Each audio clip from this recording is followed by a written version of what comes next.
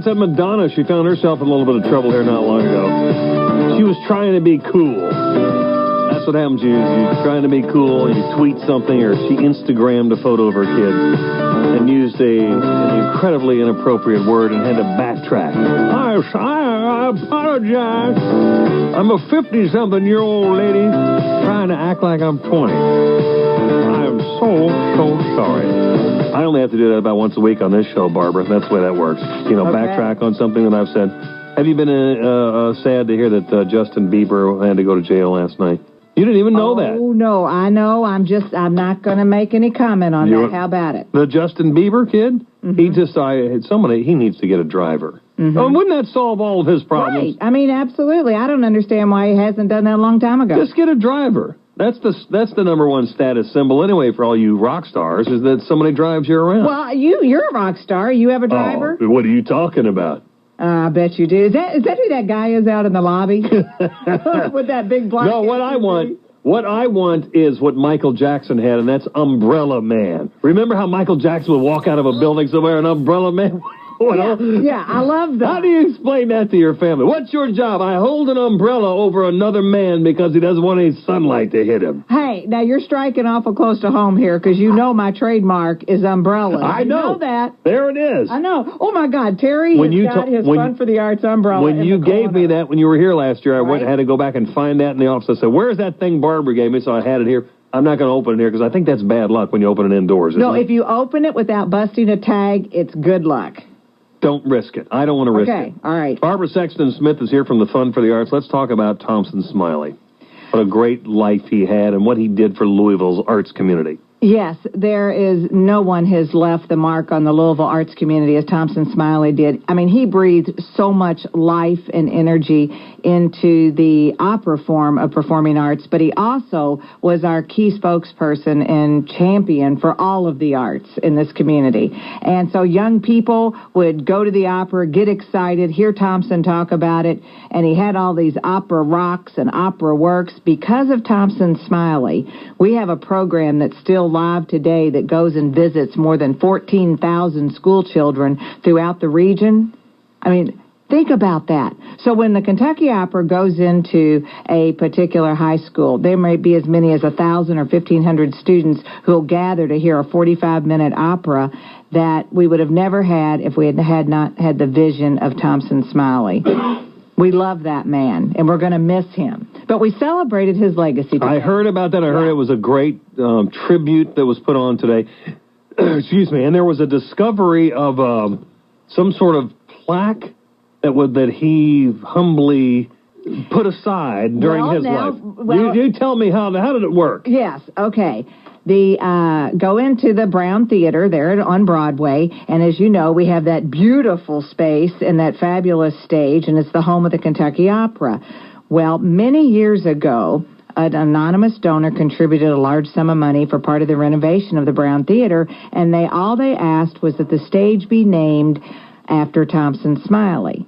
I did not know this until this last Sunday morning. Someone called me the day after he passed away and asked me if I was aware of that, and we located a plaque which was on a wall behind the stage, back where the curtains are. And so my dear friend and my leader for many years, Alan Cowan, my predecessor, he called me and he said, we need to get that plaque moved. Let's do the right thing and let's do it together. And so we did. And we had that plaque moved, and Alan and I stood on the stage this afternoon along with David Roth, the general manager of the Kentucky Opera, and together we dedicated the stage, as it should have been very publicly, the Thompson Smiley stage at the Brown Theater. So this coming Tuesday, when everybody out there comes downtown to the Brown Theater, Tuesday, January 28th at 12 noon, I know you're all coming for the annual Fun for the Arts Showcase and Kickoff, we are going to dedicate the whole program. It's going to be a 1-hour program dedicated to Thompson Smiley, and it is going to be hot, hot, hot. It's cold out there today. We're going to heat it up on Tuesday. I wish you could get your energy up a little bit. I'm working on it. You're always ready to go. I like that about you. Well, Mom said I was born at the green light. I don't know what that means. Did she have me on the way to the hospital? I'm not sure. Tell people, give moms and dads who are driving home right now a sense of what the Fun for the Arts does for their school children throughout this community, and you know, not only high school kids, but younger kids too.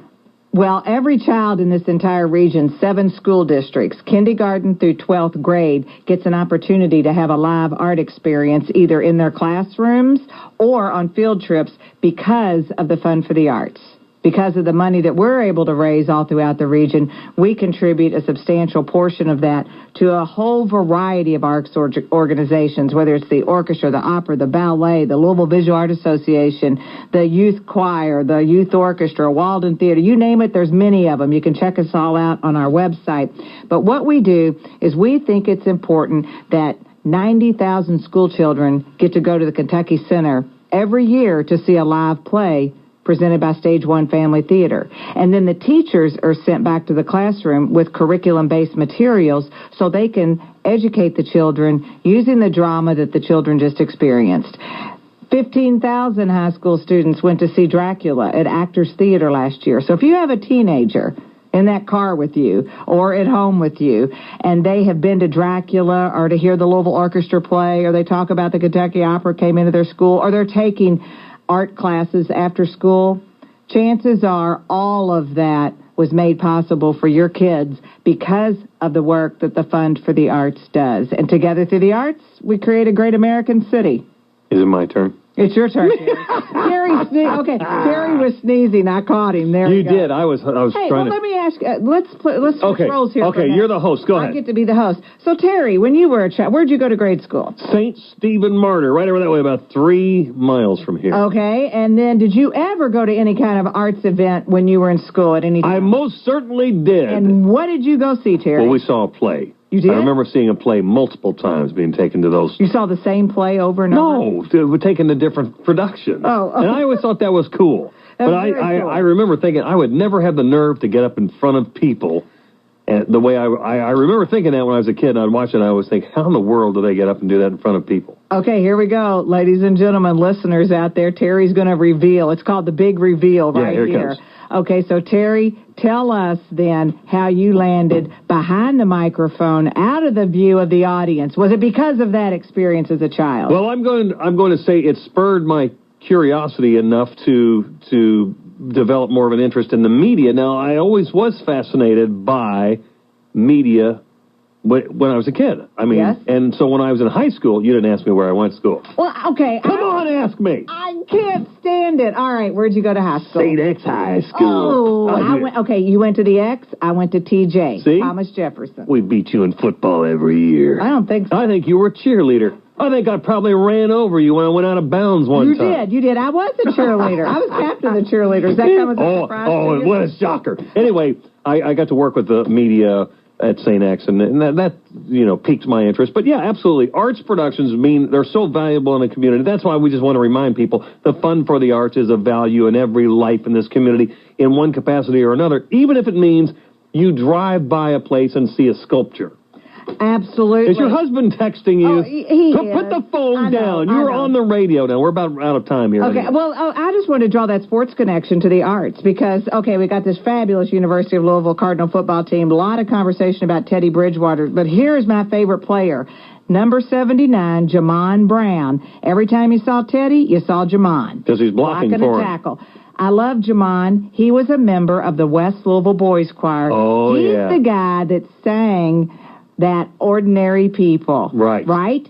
Okay. He benefited from the arts. That West Louisville Boys Choir is phenomenal. They've been in a bunch of shows where I've been involved, and they're terrific. There are just so many ways that the community is served by Fund for the Arts. So I'm just glad you dropped by to remind people because it's that season again. Right. Happy launch on Tuesday. All right, thank you. If you want to come to Tuesday's showcase at the Brown Theater, it's free of charge, free lunch, last an hour. Just call the Fund for the Arts, 582-0100, or go on our website. Thanks so much, everybody. Barbara Sexton Smith, who is my BSS. Those are her initials. What up, BSS? What up, baby? You are so shy. Put your coat on. You're going to freeze. And don't bust your head on the Clear Channel icy sidewalks.